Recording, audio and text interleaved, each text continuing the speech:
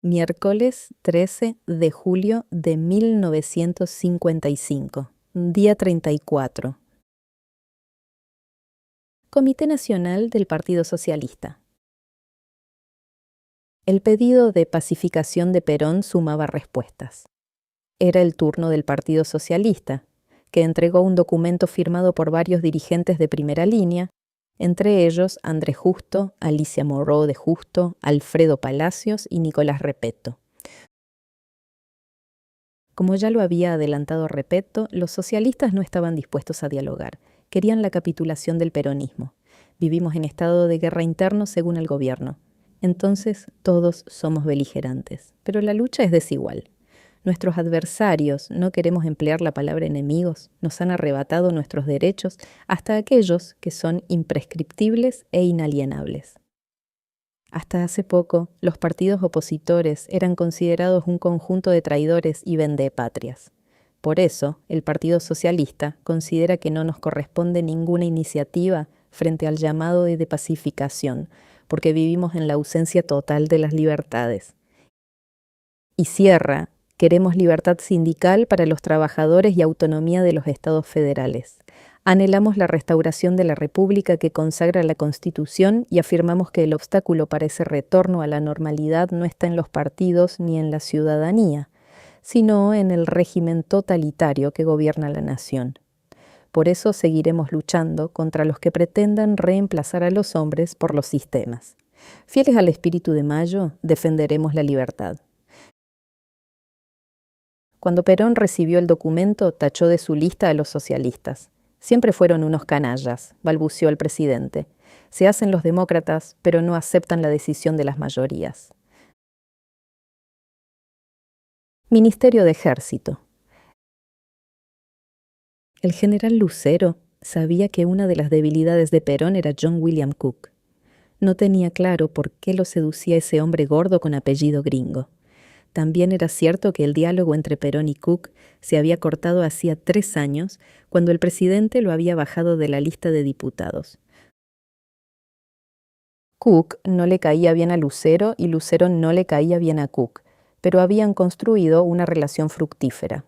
Es medio comunista. Lo había querido descalificar Lucero alguna vez con Perón, a lo que el general le respondió: ¿el bebé comunista? En todo caso radical. Y Cook lo veía a Lucero como a un burócrata, a un militar incapaz de pelear por sus ideas.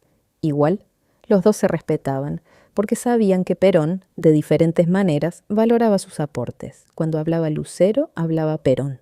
Y hacía algunos años, cuando hablaba Cook, hablaba Perón. Y estas dos verdades eran sabidas en el resto del movimiento.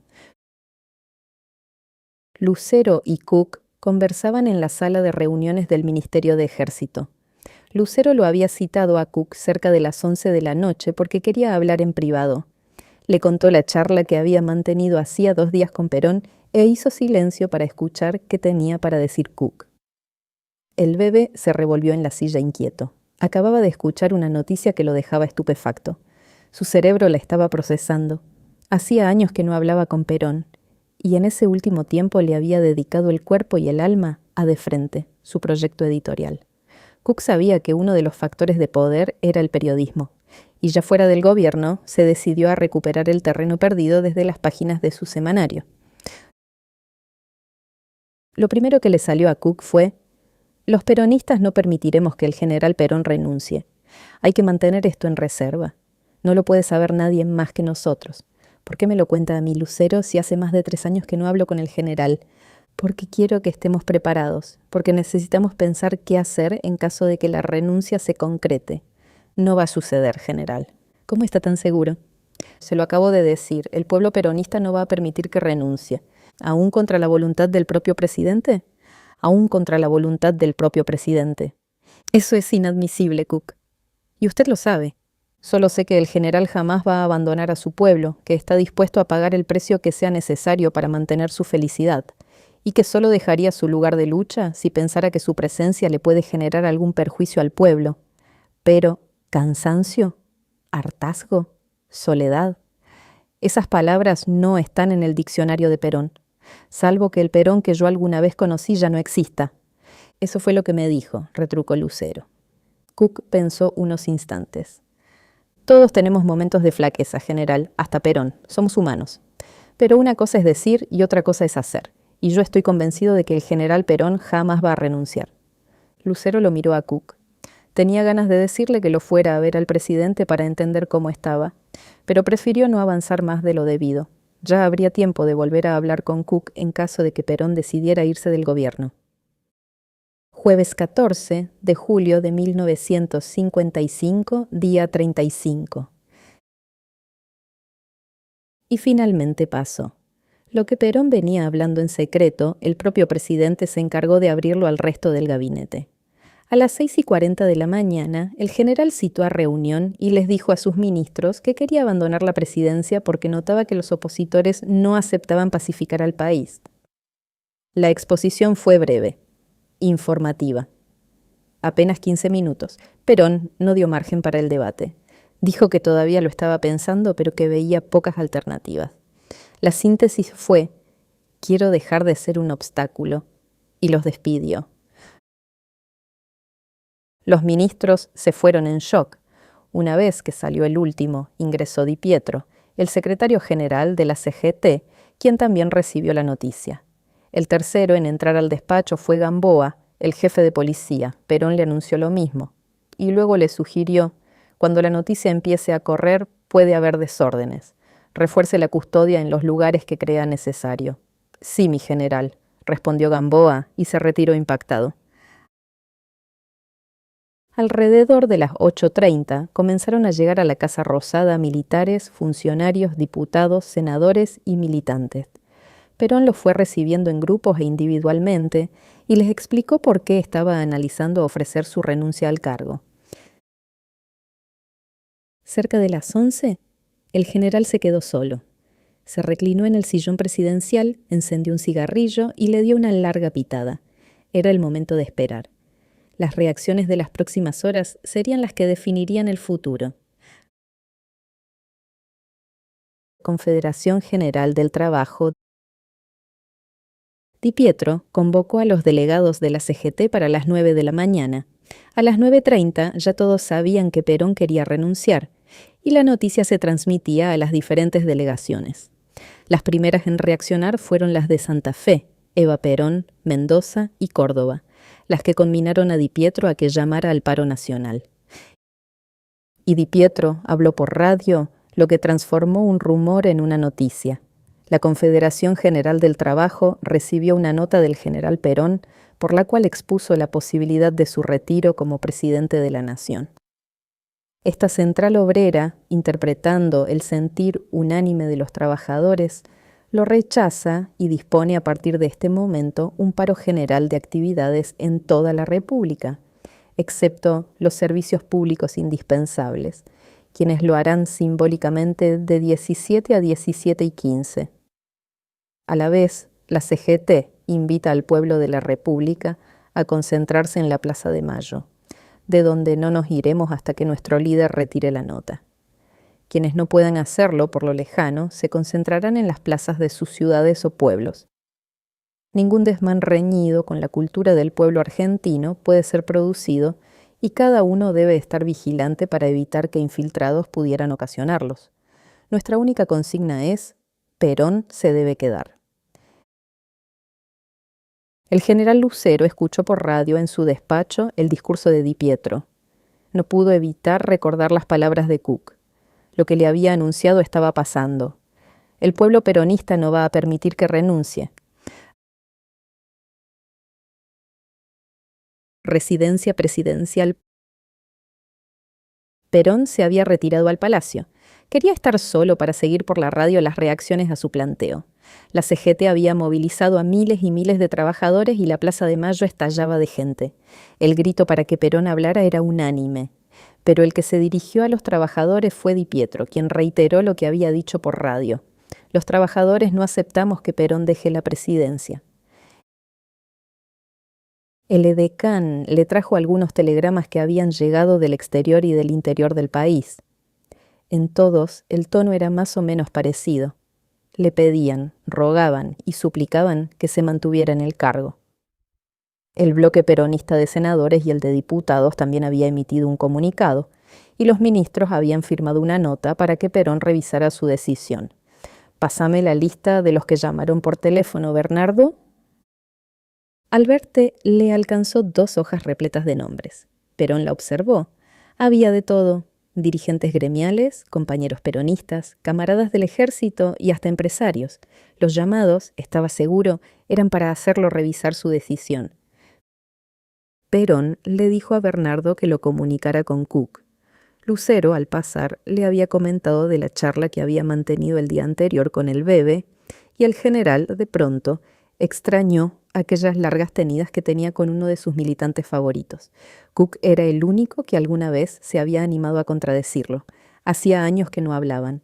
El gordo se había enojado porque Perón lo había corrido de la Cámara de Diputados, y Perón ya estaba cansado de sus desplantes. Los dos necesitaban descansar uno del otro. A los 2 minutos sonó el teléfono y Perón atendió. «El señor Cook está del otro lado de la línea», dijo la voz de la telefonista. «Pásemelo», se escuchó un clic. «¿Cook?» «Sí, señor presidente. En la última media hora he tomado una decisión y quería decírselo yo mismo». Silencio. «Voy a permanecer en mi puesto de lucha», siguió Perón, «pero no porque lo desee, sino porque el pueblo argentino me hizo entender que la tarea todavía no está terminada, y que, muy a pesar de mí, no puedo abandonar la presidencia porque mucho de lo que hemos obtenido lo podríamos perder». «Sabia decisión», se animó Cook a intervenir. «No sé, Bebé. No sé si es sabia, es lo que hay que hacer, pero le encomiendo a usted que de ahora en más comience a trabajar en un recambio. Yo no soy eterno, hombre. Estoy por cumplir los 60 años. Tenemos que planificar el futuro. En unos días vamos a hablar personalmente para profundizar el asunto». Cook era un hombre inteligente. No era el momento de hacer consideraciones. Si el general, después de ese día agitado y de tantos años de silencio, lo había llamado, por algo era. En principio, porque confiaba en él, y había que estar a la altura. «Como diga, señor presidente, desde hoy comienzo a trabajar en la continuidad del proyecto peronista una vez que usted, dentro de 3 años, abandone la presidencia». Perón pensó que aún le quedaban 3 años como presidente y fue como si lo hubiera atrapado un abismo. No dijo nada. «Proceda, Cook. El tiempo parece mucho, pero para lo política es poco y nada. 3 años pasan volando». Era más una expresión de deseo que otra cosa.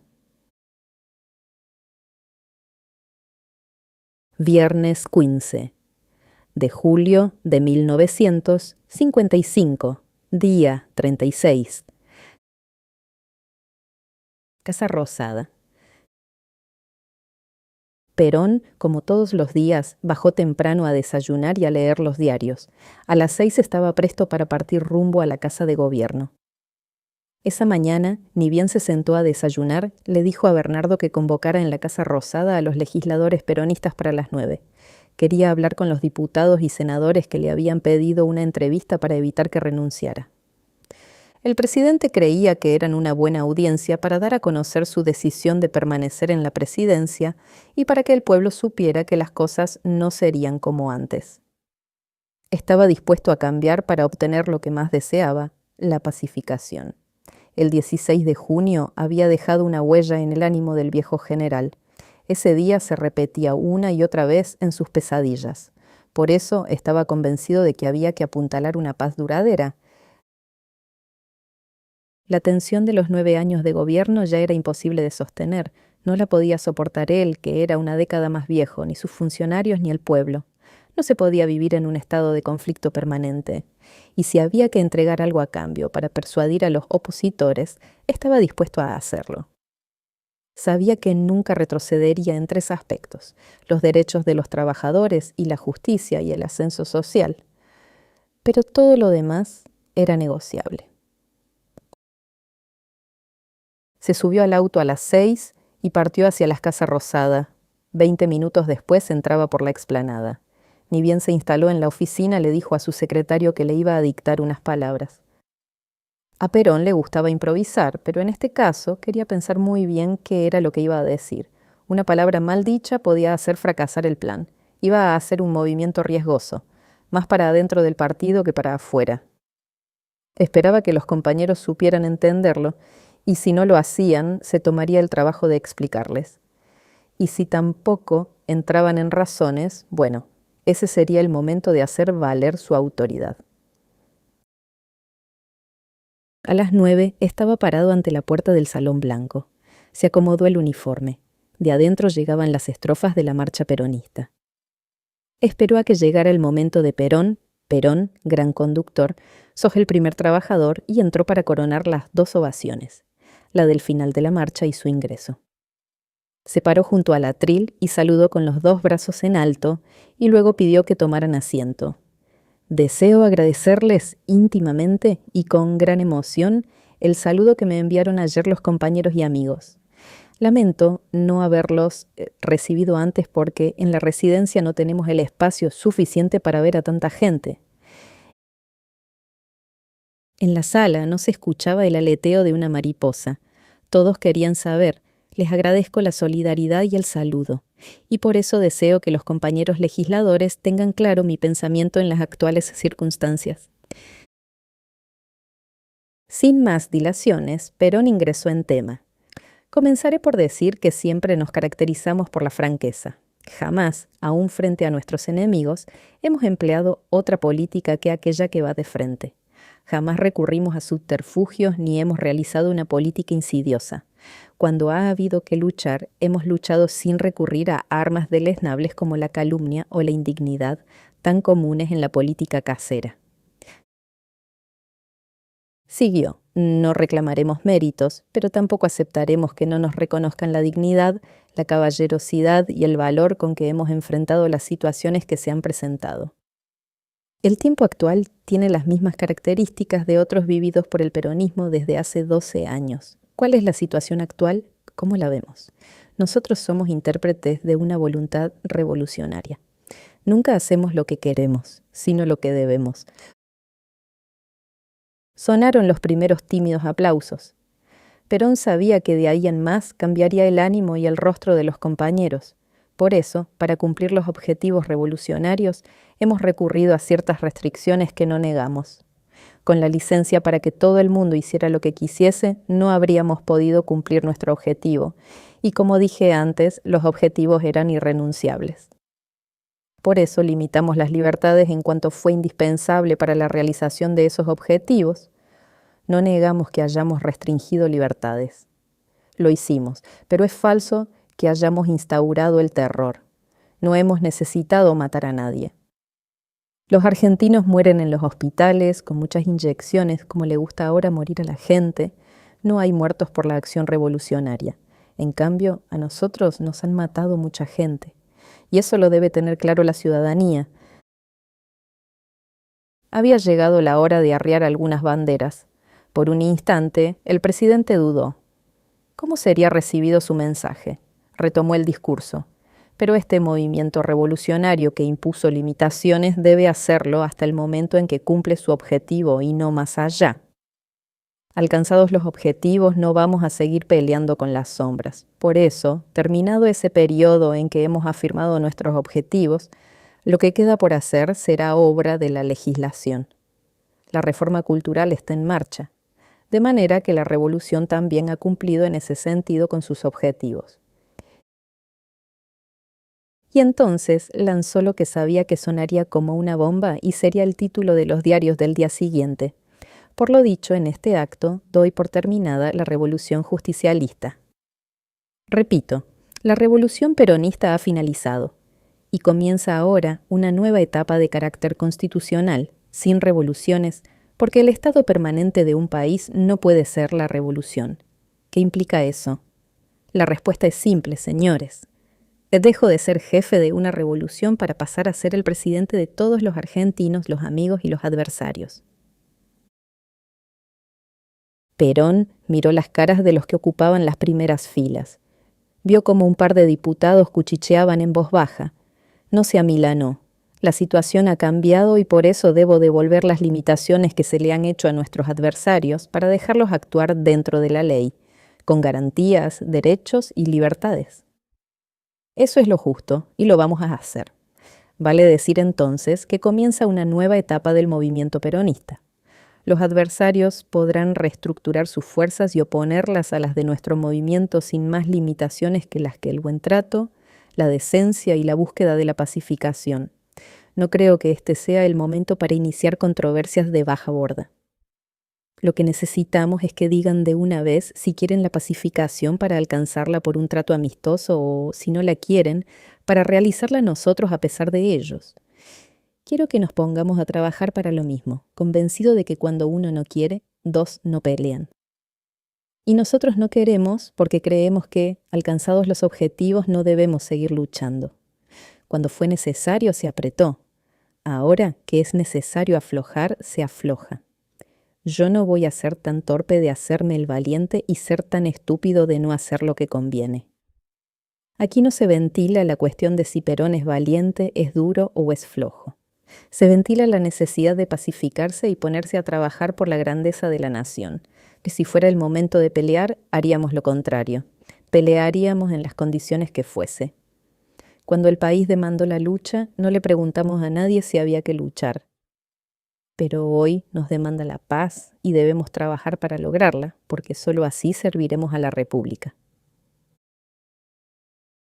Perón salió del estrado, caminó hacia adelante y esperó la reacción de la audiencia. Los tenues aplausos del principio se fueron haciendo más ruidosos segundo a segundo. Alguien comenzó a cantar la marcha y segundos después todos la entonaban. Los muchachos peronistas, todos unidos, triunfaremos.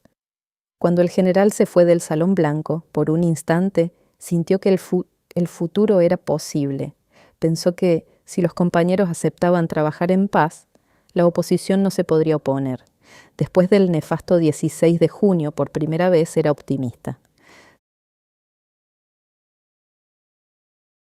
Sábado 16 de julio de 1955, día 37. Cámara de Diputados. Las palabras de Perón pegaron en los legisladores. Luego del discurso, las reuniones se multiplicaron. Los diputados trataban de encuadrar el pedido del presidente. Se había desatado un debate. Jamás había ocurrido desde que estaba en el poder, y la prensa incluso especulaba con la ruptura del bloque peronista. El titular de los diputados, Antonio Benítez, tomó nota de lo que ocurría y citó de urgencia al bloque. Y luego de la reunión, Benítez les habló a los periodistas. Los peronistas somos disciplinados, por lo que acataremos cualquier resolución del Comando Estratégico para respaldar las decisiones del general Perón. Al lado de Benítez estaba Miel Asquía, quien confirmó que se convocaba a una reunión plenaria para el lunes a las 15:30. Los primeros coletazos de las palabras de Perón habían atravesado el cielo peronista como un rayo. Domingo 17 de julio de 1955, día 38. Penitenciaría Nacional. El día anterior, Olivieri había cumplido años. Por eso el director lo autorizó a que recibiera, además de a la familia, a un grupo de amigos. A la esposa de Olivieri se le permitió llevar una torta. Ya se sabía que el director Pettinato les daba a los oficiales de la Armada un trato diferencial.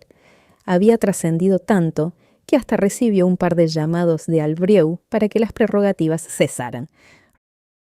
Roberto, no te olvides que estos mierdas bombardearon la Plaza de Mayo, le decía Albrieu. ¿Qué querés que haga? Son presos, no parias. Y la charla se repetía una y otra vez. Albrieu se quejaba y Pettinato se defendía. El enojo de Albrieu era justificado porque los marinos seguían conspirando desde el interior del penal. Aprovechaban las ventajas que les daba Pettinato y recibían información de lo que ocurría en el exterior. Hasta se habían organizado para producir panfletos dentro de la prisión. Gracias a esa comunicación con el afuera, en la segunda quincena de julio se comenzaron a elaborar dos planes, uno de rescate y otro para defender la penitenciaría en el caso de ser atacada. En verdad, el espíritu de resistencia de los presos estaba intacto. El 16 de junio había decantado en un sentimiento que se acabaría solo si Perón era derrocado. Lunes, 18 de julio de 1955, día 39. Redacción de Frente.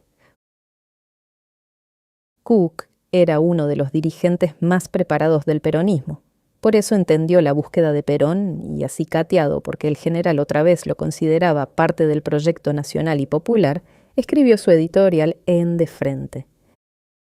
El título era una declaración de principios. Proponer una tregua no es rendirse. Y decía, las respuestas que han formulado algunos grupos opositores llenan de desaliento. Se manifestaban partidarios del apaciguamiento, pero exigen tal cantidad de imprescindibles bases previas que, en realidad, están exigiendo una rendición y no pactando un cese de hostilidades.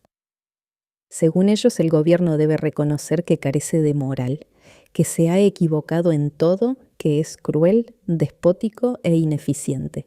A cada momento esperamos encontrarnos con una cláusula que establezca que el presidente salga a la Plaza de Mayo vestido de penitente y haga un mea culpa acompañándolo con abundantes golpes de cilicio. Más lógico nos parecería que dijesen que no creen posible ninguna tregua con este gobierno y que dejen de disfrazar como documentos de paz a sus manifestaciones de guerra. Cuque puso el punto final. Sabía que el general iba a estar contento. Otra vez era su voz. Martes 19 de julio de 1955, día 40. Rojas estaba sentado en su despacho. Rial estaba enfrente.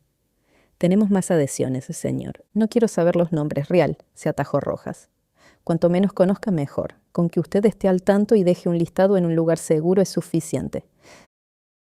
Tengo una copia de la nómina en la caja fuerte de mi casa. Mi esposa conoce la combinación y sabe que a la única persona a quien se la puede confiar es a usted. Rojas se sintió reconfortado. El hombre que había empezado organizando la rebelión lo consideraba el único fiable. A Rojas no le preocupaba el asunto de la jerarquía. Sabía que Rial, llegado el momento, le iba a dar el mando. Era inadmisible que un contraalmirante recibiera órdenes de un capitán de navío. Los que se suman son 2 jefes de subunidades del instituto. Ya le dijeron al comando que hay un oficial de más jerarquía que podría plegarse para así empujar a toda la unidad a la revolución, confirmó Rial. Su entusiasmo era demoledor. Rojas lo tenía que frenar. Ya dijo demasiado, capitán. Sofren el potro. Rial asintió. Rojas lanzó una risotada para distender el clima. Rial también largó la carcajada.